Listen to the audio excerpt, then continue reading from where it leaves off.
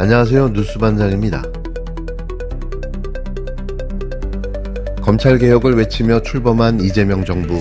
지금 드러난 인사 내정안을 보면 기대는커녕 불안감만 커지고 있습니다. 검찰개혁의 핵심 부처에 낙점된 인물들을 보면 한숨이 절로 나올 지경인데요. 사람은 많은데 왜 꼭 이런 사람들만 쓰는 건지 참 이해하기 어렵습니다. 법무부 장관 후보자로 지명된 정성호 의원.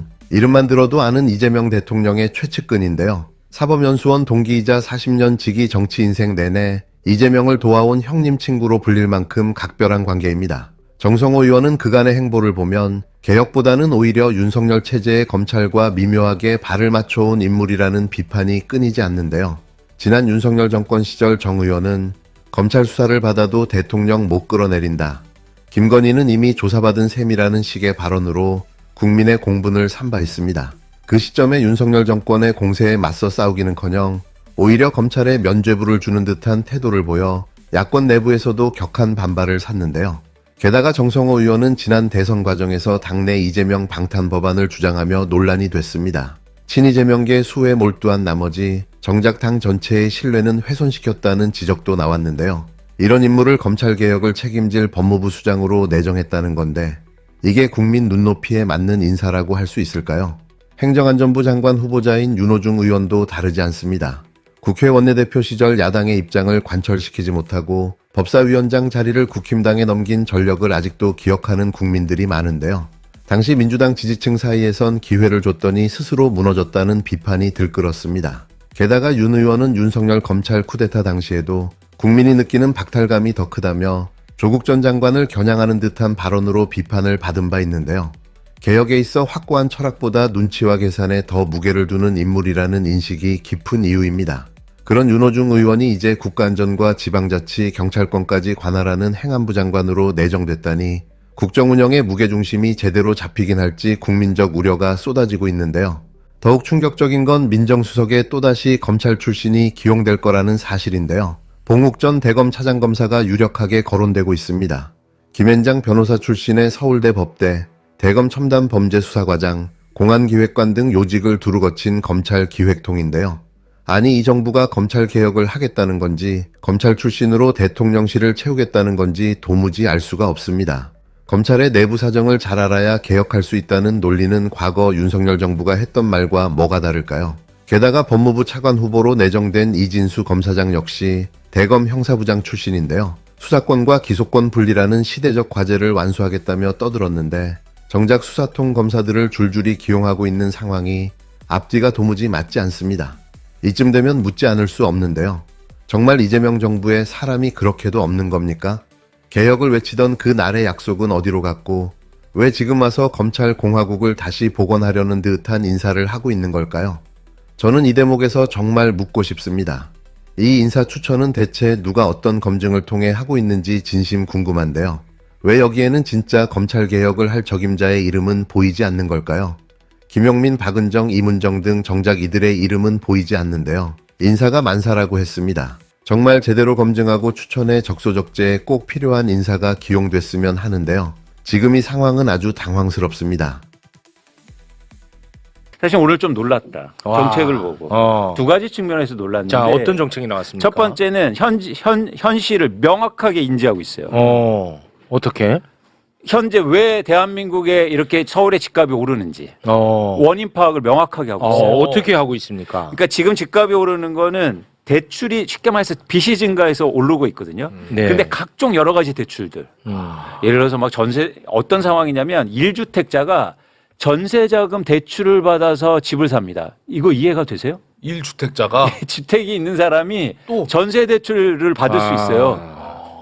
이러면서 대출이 방만하게 운영되고 지금 매일 2천억에서 3천억 이상씩 대출이 증가하면서 부동산 시장의 유동성이 쏟아내고 있었다고요. 이 현실을 명확하게 알고 있다. 일단 첫 번째 놀란 게. 네. 두 번째는 정책을 발표해서 거기에 맞는 정책을 발표하는데 그 정책이 진짜로 시장에 영향을 미치려면 두 가지 성격을 갖고 있어야 됩니다. 첫 번째는 뭐냐면 예상치 못한 시점이어야 돼요. 아. 네. 그리고 과거에 없던 새로운 정책이어야 돼요. 그래야 먹혀요. 그렇지. 누구나 예상하고 야 그렇게 할 거야라고 하는 정책은 먹힐 수가 없어요. 미리 반영돼 있어. 근데 오늘 정책은 놀랍습니다. 일단 내일부터 바로 시행이에요. 이제 내일부터 바로 시행입니다. 내일부터. 그리고 두 번째 이제 정책 말씀드리겠지만 과거에 없던 거예요. 좋아요. 그러니까 이거는 지금 특히 서울의 부동산 시장, 대한민국 부동산 시장을 굉장히 빠르게 안정시킬 거예요. 좋습니다. 네, 내용을 한번 볼게요. 내용. 일단 제가 주목하는 건 첫 번째는 궁금하다. 쉽게 말해서 큰 방향성은 과도한 빚으로 집 사는 시대를 끝내겠다는 거예요. 와, 좋다. 빚잔치. 두 번째는 한국의 부동산 시장을 실제로 집을 필요한 사람들을 위한 시장으로 조성하겠다는 그럼 거예요. 마침내 불붙은 부동산 투기장에 제대로 된 물벼락이 떨어졌는데요. 이재명 정부가 발표한 6.27 부동산 대책이 그야말로 시장에 초강력 펀치를 날린 겁니다. 이번 조치는 단순한 규제가 아닌데요. 투기와의 전면전이자 부동산 공화국 해체 선언입니다. 그동안 부자들이 집값을 올리든 말든 정부가 왜 관여하냐는 궤변이 떠돌았는데요. 이재명 정부는 이번 대책을 통해 그 질문에 정확하고 단호하게 답했습니다. 핵심은 분명한데요. 더 이상 집으로 돈 벌 생각은 하지 말라는 겁니다. 그렇다면 이번 6.27 부동산 대책이 어떤 내용이길래 이런 말들이 나올까 궁금하실 텐데요. 그래서 제가 빠르게 알기 쉽게 정리해봤습니다. 대략 12가지 정도로 요약되는데요. 혹시 집을 구매하실 계획이 있으신 분이 있다면 잘 들어봐 주시기 바랍니다. 첫 번째로 주택담보대출 상한을 6억 원으로 제한했는데요. 수도권이든 지방이든 집값이나 소득과 관계없이 주담대는 6억 이상 못 받게 됐습니다. 연봉 2억에 20억짜리 집을 사려던 사람도 예전에는 14억까지 대출이 가능했는데요. 이제는 딱 6억만 받을 수 있게 된 거죠. 결국 8억을 현금으로 들고 와야 하는 상황인데요. 그렇게 집을 살 수 있는 사람이 얼마나 되겠습니까? 두 번째로 유주택자는 주담대 자체가 금지됐는데요. 기존 집을 팔고 새 집을 산다면 6개월의 유예기간이 주어지지만 그 안에 처분하지 못하면 대출은 전액 회수됩니다. 6개월 안에 집을 팔아야 하는 압박은 직접 겪어보지 않으면 모를 공포인데요. 투기 심리를 근본부터 꺾는 강력한 조치인 거죠. 세 번째로 전입신고 의무화와 전매 금지가 도입됐는데요. 집을 사면 반드시 들어가 살아야 하고 전매를 통한 당위 시세 차익은 원천 차단됩니다. 갭투자 같은 편법은 이제 발 붙일 틈조차 없게 된 건데요. 투기 수요는 자연스럽게 사라질 수밖에 없습니다. 네 번째로 주담대 만기를 30년으로 제한했는데요. 윤석열 정권이 무책임하게 늘렸던 50년짜리 장기 만기를 다시 줄인 거죠. 이건 단순한 숫자 조정이 아닌데요.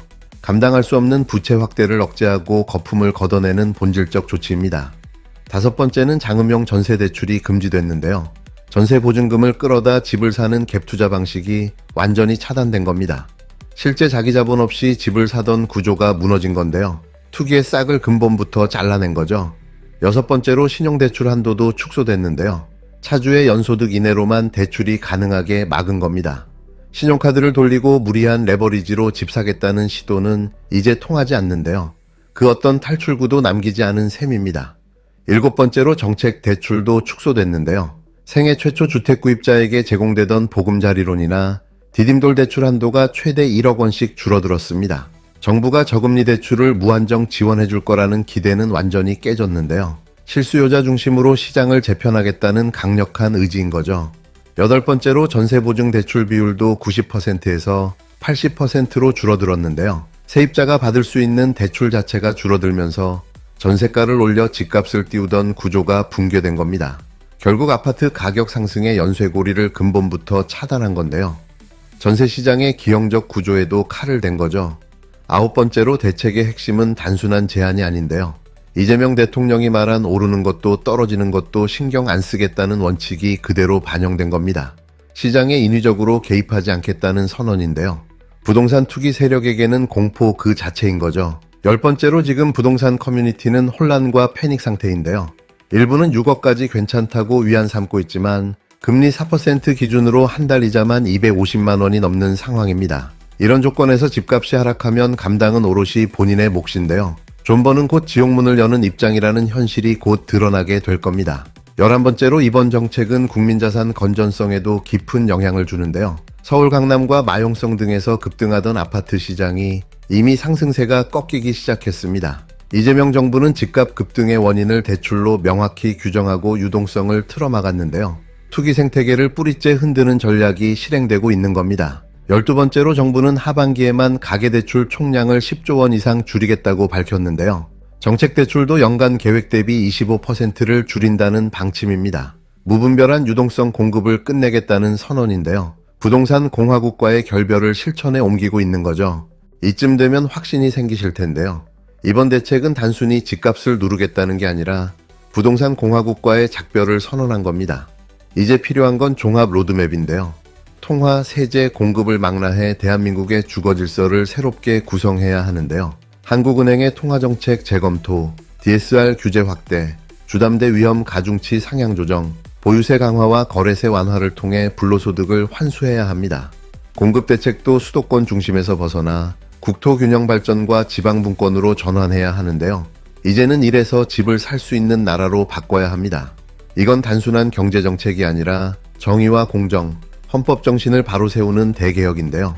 이번 6.27 대책은 준비된 대통령 이재명의 한방이 얼마나 강력할 수 있는지를 증명해 보여줬습니다. 진짜 전쟁은 지금부터 시작인데요. 이재명 정부의 부동산 개혁, 이번에는 반드시 승리할 것입니다.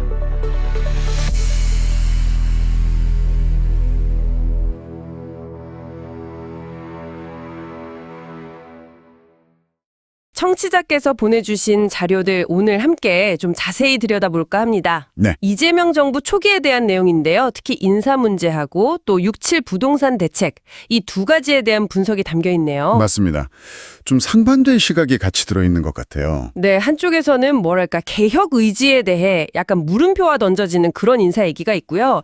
다른 한쪽에서는 와 이거 정말 강력하다 싶은 부동산 정책 드라이브가 또 포착됩니다. 그렇죠. 온도 차이가 상당하죠. 오늘 이 자료들 속에 담긴 핵심 내용들 그리고 이게 뭘 의미하는지 좀 깊이 파고 들어보겠습니다. 자, 그럼 먼저 그 인사 문제부터 볼까요? 자료들이 법무부 장관 후보자로 거론되는 정성호 의원 이분을 좀 주목하고 있네요. 네.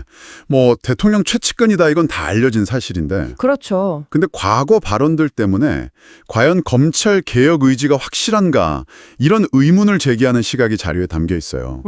그러니까 혹시 개혁 동력이 좀 약해지는 거 아니냐 이런 우려는 거군요. 네, 그런 맥락으로 익힙니다. 그리고 행정안전부 장관 후보자 윤호중 의원에 대해서도 사실 좀 비슷한 지적이 나와요. 아, 윤호정 의원도요? 네. 과거 원내대표 시절에 뭐 협상 과정이라든지 아니면 특정 사안에 대한 발언들 이런 걸 언급하면서요. 이분 역시 개혁 성향이라기보다는 그때그때 상황 논리에 좀 더 따른다. 이런 인식이 있다. 뭐 이렇게 분석을 하고 있더라고요. 그렇군요. 근데 더 흥미로운 건요. 자료들이 지적하는 게 그 민정수석의 봉욱전 대검차장, 또 법무차관의 이진수 검사장 이런 식으로 검찰 출신 인사들이 주요 포스트에 계속 이름이 오르내린다는 점이에요. 검찰 개혁을 얘기하면서 오히려 검찰 출신을 쓴다. 자료들은 이 부분을 좀 모순이라고 보는 거군요. 그렇죠? 많습니다. 딱 꼬집어서 얘기하죠. 과거 정부에서도 나왔던 논리 있잖아요. 내부 사정을 잘 알아야 개혁한다. 이거랑 뭐가 다르냐는 거예요. 상당히 비판적인 시각이죠. 그러면서 또 자료에서는 오히려 진짜 개혁을 좀 추진할 만하다 이렇게 평가받던 이름들 뭐 김영민, 박은정, 이현주 이런 분들 이름은 잘 안 보인다고 하면서 인사 추천 과정 자체에 좀 의문을 던지고 있네요. 네, 그런 대목도 있습니다. 누가 추천하고 어떤 기준으로 검증하는지에 대한 문제제기죠. 알겠습니다. 자, 이렇게 한쪽에선 인사 관련해서 좀 우려 덮인 목소리가 있는데 다른 한쪽을 보면 분위기가 완전히 달라져요. 부동산 정책, 이 6.27 대책에 대해서는 자료들이 상당히 긍정적으로 평가하고 있죠. 네, 아주 대조적입니다. 정말로요.